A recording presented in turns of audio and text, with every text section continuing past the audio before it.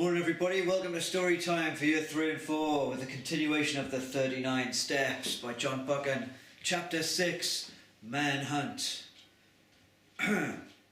Steady there, old chap, came a warm, friendly voice. As I blinked back into consciousness, the figure of a tall young man in tweeds formed before me. He pressed a glass into my hand and I gulped down the contents gratefully. I found myself lying on a sofa in what seemed to be some grand manor house. I must apologise for pulling out in front of you like that, he said. Bad show. No, my fault entirely, I rambled. You're not hurt, Mr. Bullivant, Sir Harry Bullivant. No, not a scratch, dear boy, which is more than can be said for your motor car, I'm afraid. It seems I have you to thank for my lucky escape, I said, rubbing my sore head. Well, thank that hawthorn branch, old man, he said with a chuckle. Hooked you like a jolly old salmon and left you dangling. I just reeled you in, so to speak. Over dinner, I engaged in the most pleasant conversation with my new friend, without giving away too much of myself.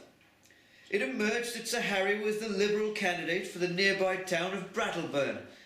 As we finished dinner, he told me that politics ran in his family, as his uncle was the permanent secretary at the Foreign Office.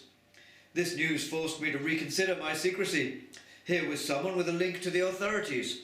Today was the 13th. If Scudder was right, the attempt on Carolidis' life would be made the day after tomorrow. I had to take the chance. Listen here, old man, I said. I've something of a confession to make. I proceeded to tell him the whole story. He listened patiently, and when I'd finished, he sat thoughtfully for a minute. I may be a bit of a chump as a politician, but I can size a chap up, he said at last. You're no murderer, and I believe you're speaking the truth. Now what can I do to help?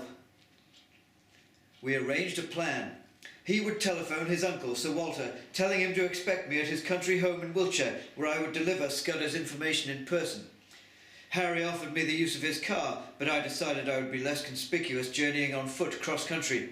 After a night's rest, a change of clothes and a hearty breakfast, I took my leave of my new ally and headed south towards the nearest railway station at Moffat.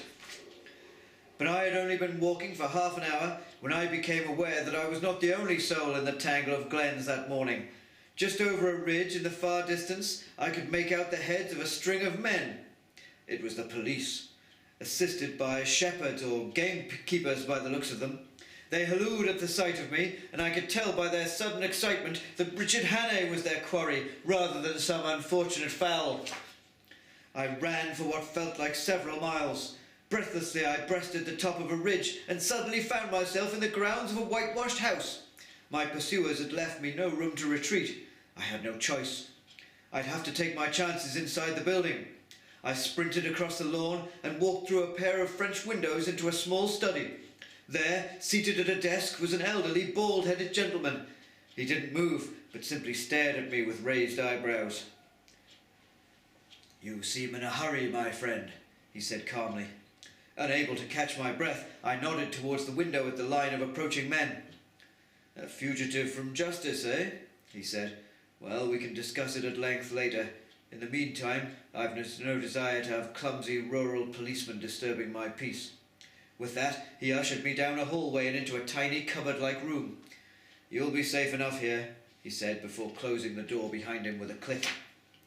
Hardly able to believe my luck at the gentleman's kindness, I crouched in the darkness. As the minutes passed, I could make out neither the sound of my protector nor my pursuers. Then suddenly the door opened and the old man reappeared. They've gone, he assured me, but my relief was cut short by his very next words. This is a lucky morning for you, Mr. Richard Hannay. Before I had time to take this in, the old man raised a revolver to my head. A glance at the man's right hand confirmed what I should have realised the moment I set foot in the house. I was face to face with the leader of the Black Stone. What dash bad luck! End of chapter. Right, I'll be back tomorrow with chapter 7, The Lair of the Black Stone. Tune in tomorrow, everybody, for the next instalment of the 39 Steps. Take care, everybody. Have a great day.